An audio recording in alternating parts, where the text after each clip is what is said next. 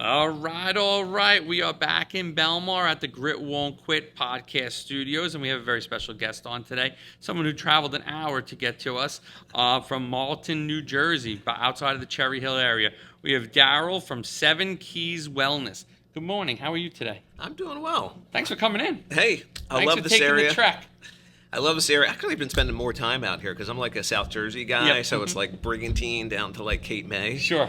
And my fiance is actually from Kearney, and she started me out in Long Branch. Yep. And then we did a little Ocean Grove, Yep, and then sure. Asbury Park. So Yeah. I'm getting more familiar with the area. So Yeah, it's a great area. And again, you have great areas down in South Jersey. You have a great shore area too, just like we have here. So it's great. And I mean, when you start talking about your program today, the shore area is part of this lifestyle that I think is beneficial for Seven Keys. it is. There's so many studies that say, being around water and putting your feet in the sand, is grounding. So, we have to do that every once in a while. We wear rubber shoes and, we don't really touch the earth. So Yep. I think coming to the shore in the summertime or any time of the year to do that and being by the ocean. This is a nice time to be at the shore too. It is. You get rid of the summer people, and you have the shore back to what it is. I also like just driving like down on Ocean Avenue. It gives you different. You feel like you're in a different place. Like there are times I'll take the long way home to get home, because I can go down Ocean Ave and then cut back around in that Asbury area to kind of pop back a little bit west to get back to my home. But it is definitely something that's unique to us, and I'm spoiled. And that's an important point. You actually take time to do it. We talk about, the seven keys, the mindfulness part of it is to kind of just take that break, get out of the mix, get out of your business, just kind of enjoy, kind of recenter yourself, because so often we don't do that. We're like, work. I know. I say it, but it sounds great. I don't do it as much as I probably should, but I'll get there. So let's kind of just dive right into these seven keys. I mean, Sure. So you started this business around COVID. Yeah, so my son Darian is a medical student. Actually, he's a doctor now, but at the time he was a medical Congrats. student. Thank you. So I got a doctor in the You family. got a doctor in the family. And, in the business world, everybody's kind of working from home. And so we just started talking about, health and wellness. And we said, hey, I know you're teaching all the doctor things, but, let's kind of take a step back and look at, some things that we can help people with. And I think people started taking better accountability of their health. They started kind of eating better. They kind of watch what they're doing. They could get out there and walk as well, because they didn't have the confines of being on premise with their day jobs. So we kind of took a look back at our lives, and then we started looking at, what are the key areas that a person could kind of pay more attention to, because, we go from this, I'll say, milliseconds of attention down to like nanoseconds of attention, and we're constantly trying to manage ourselves. So the seven keys kind of started out with really looking at the seven key areas of your life. And we like to say, a lot of people say body, mind, spirit, but we say you got it in the wrong order. From the research that we've done, having a spiritual practice in your life, whether it's organized religion, going to church, having that aspect of kind of taking a step back and realizing that, we're all God's children here, so we can actually take an opportunity to kind of acknowledge that. And then we looked at the mindfulness. So the second key is mind. So, always expanding your mind, having a mindfulness practice. I know, listening to and watching the Wingman podcast is the best way to, get some new ideas in your head and understand the journeys of the entrepreneurs that you visit. The mind part of it, and then the body, of course, the mind controls the body. So making sure you're taking care of your nutrition and making sure you're taking some time out for yourself. You're walking, you're taking drives, you're doing these things that kind of bring that body element to your to your practice. And then, of course, we like to see the family and the love aspect of it. And the family doesn't have to be your blood relatives. It could be your colleagues, your business, your coworkers, that socializing aspect, to have that tribe that you can kind of hang out with. Sure. And then the love, as I said, we think of love in terms of people, but, your pets and your animals, kind of showing that gratitude on a regular basis to those elements that bring you love and bring you enjoyment. And then the last two are that balance between work and play.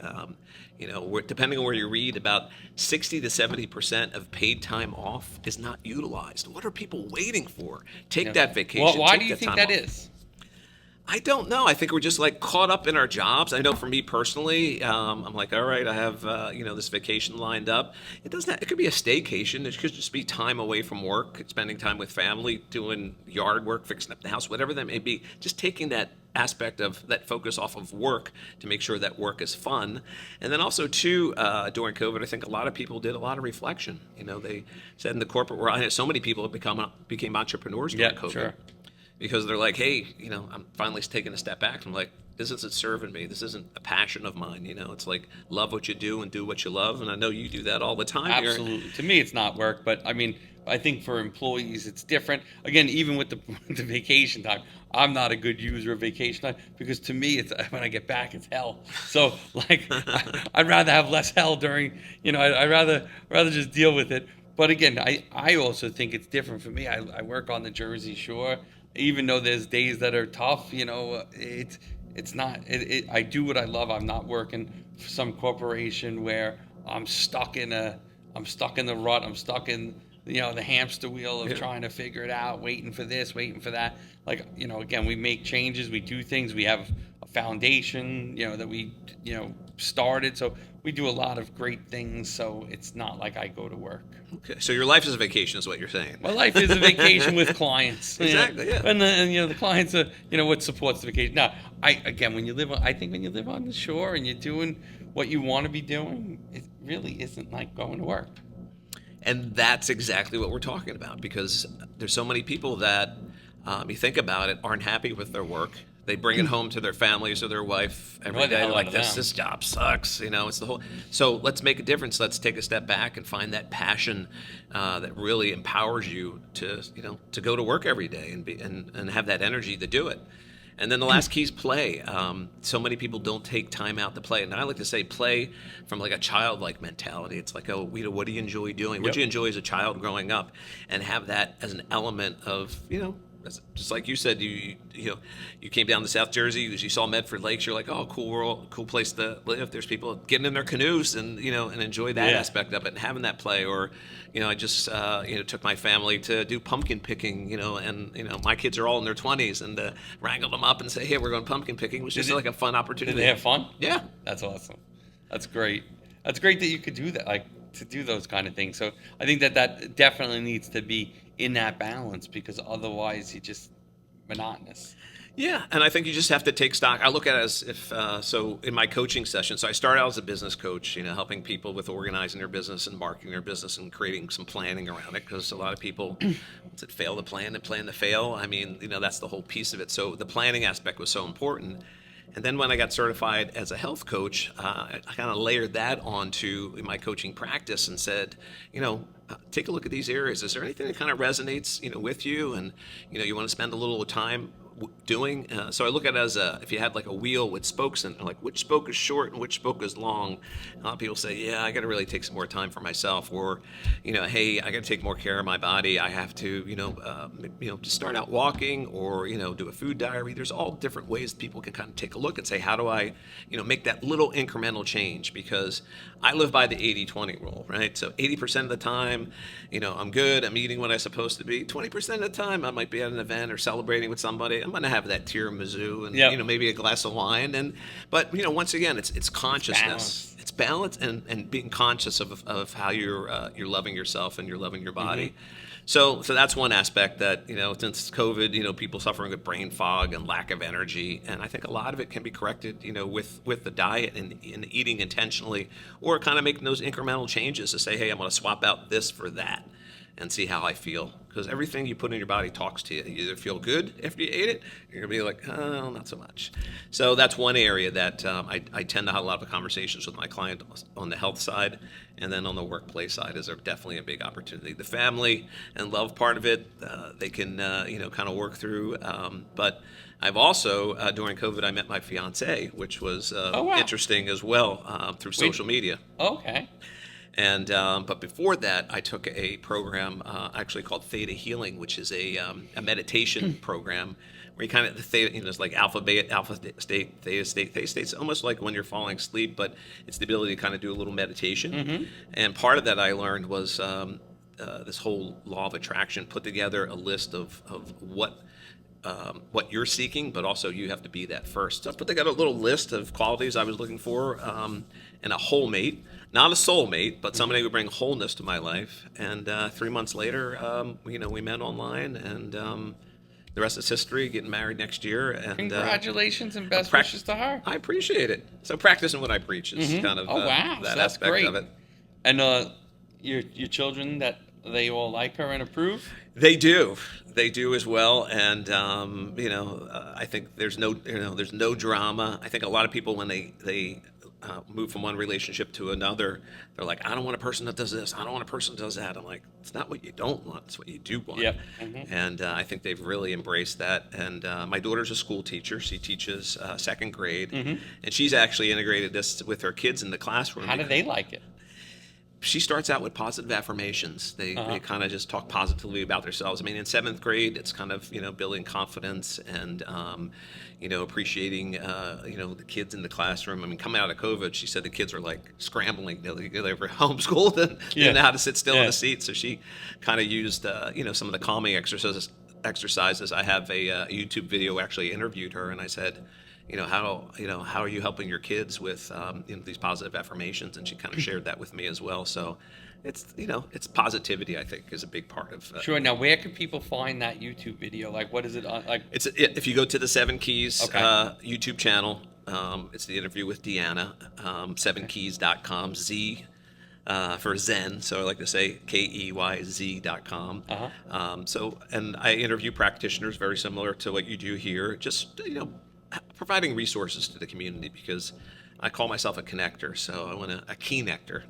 Like key nectar. I like that. So I want to bring that together. But, I don't know. I think I came across a YouTube video, came in my stream, whatever that algorithm was, Yep, that sure. was looking for, positivity and interviewing of entrepreneurs. And you popped up in my stream, and I kind of reached out to you. And, I know you're booked up months and months in advance, so we got this together.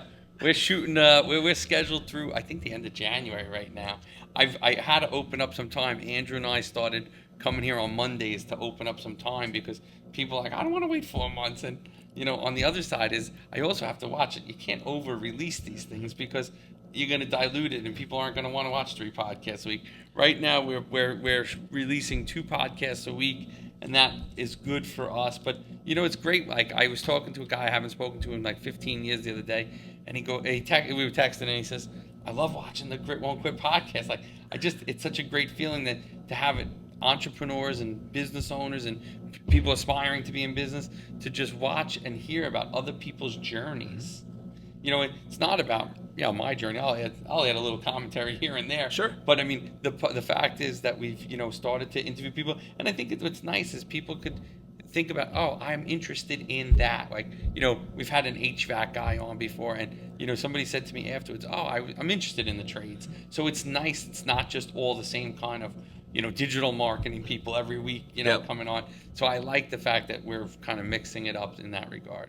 And it's inspirational too. I mean, to hear the story of your guest journeys, I think is just so important, because they can say, I was in that same moment, or I was there and I didn't make that decision, but maybe I can change that. Yeah. So it's really helping people get into their wholeness or their space, and that's really something I preach as a coach is, are you happy? What would make you happy?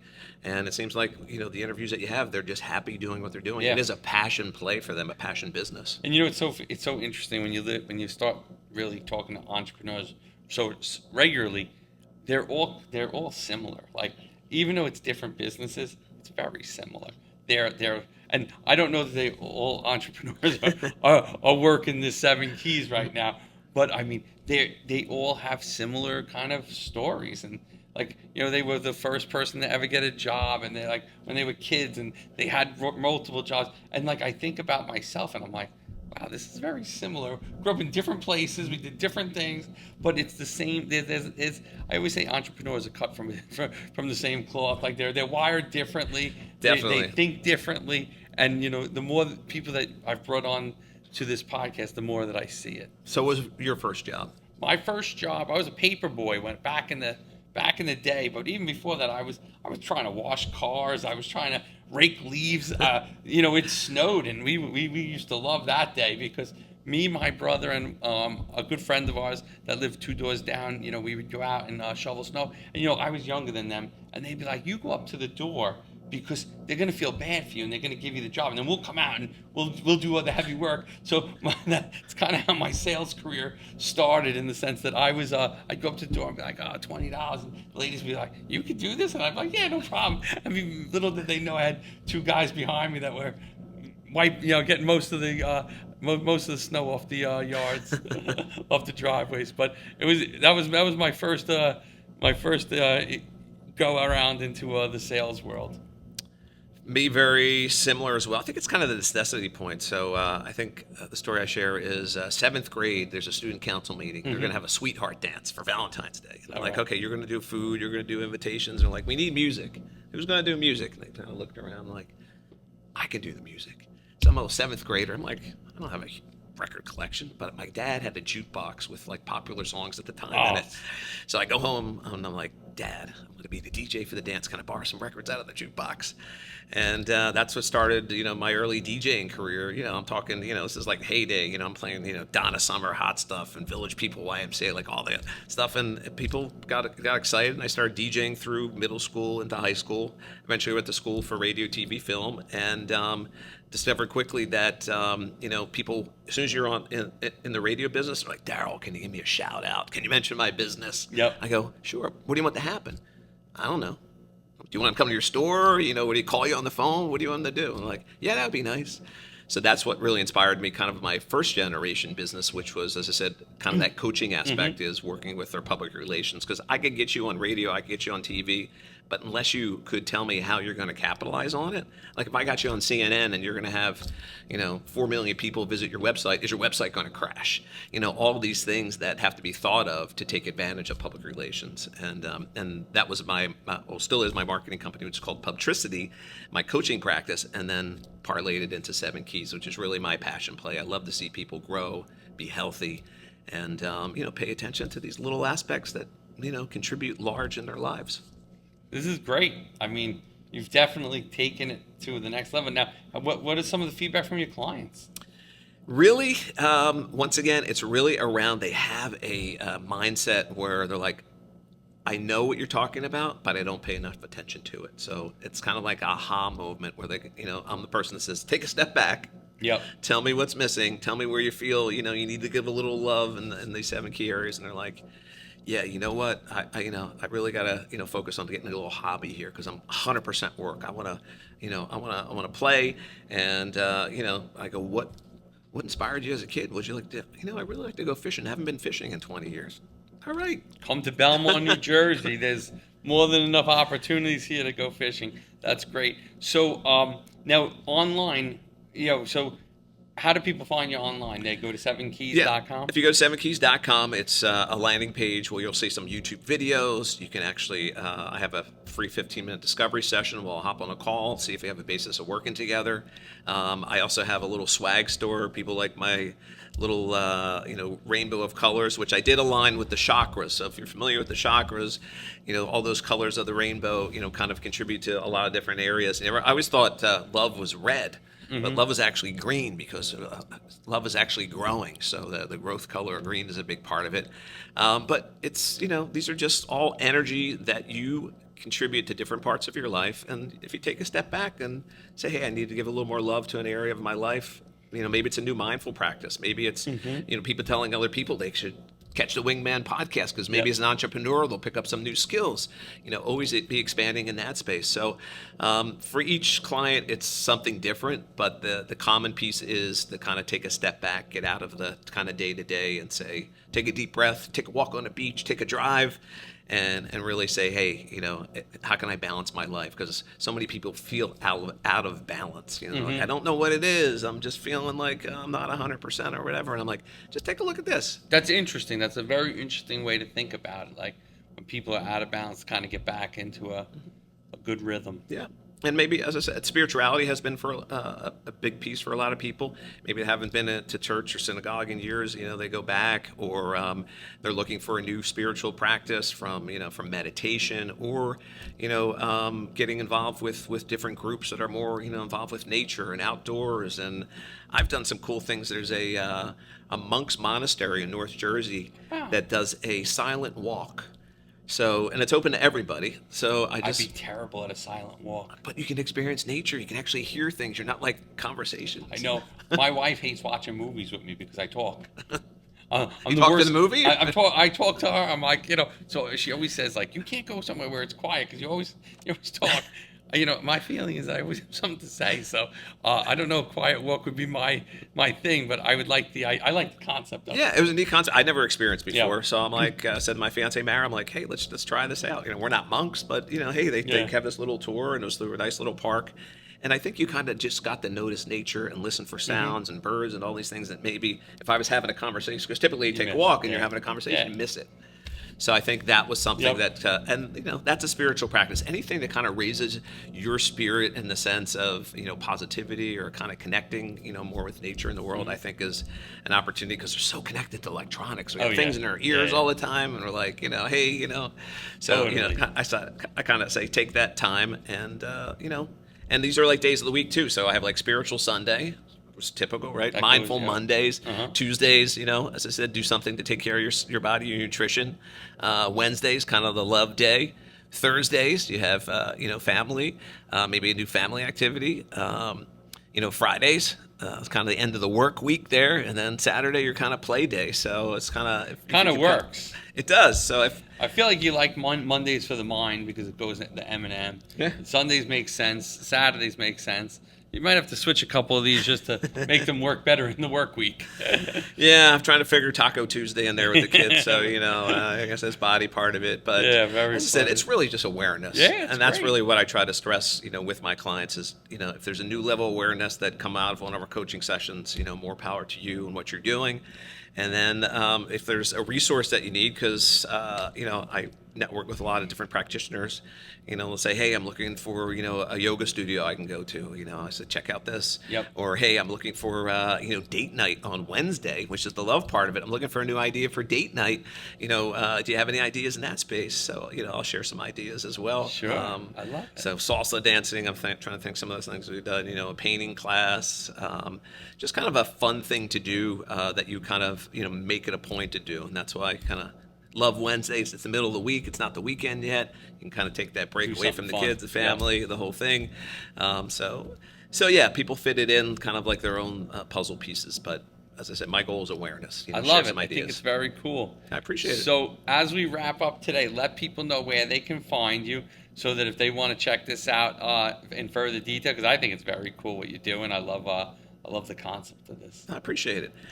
So it's just 7keys.com, the number 7, KEYZ for Zen.com. As I said, there's a little resource landing page. You can get links to videos, sign up for my email list. I have some wellness events that we kind of call out. We just did the Holistic Health Expo in Cherry Hill, New Jersey. Oh, very cool. There's about 200 vendors there, so they can, I recommend people go out and experience things and, meet new people.